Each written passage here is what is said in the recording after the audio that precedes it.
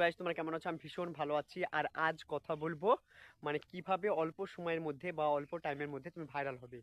Viral মানে তো হতে অত সহজ নয়, মানে ভাইরাল অত তাড়াতাড়ি সহজে হওয়া যায় না, কিন্তু তুমি খুব অল্প সময়ের মধ্যে ভাইরাল হতে পারবে যদি এই কটা কাজ করো।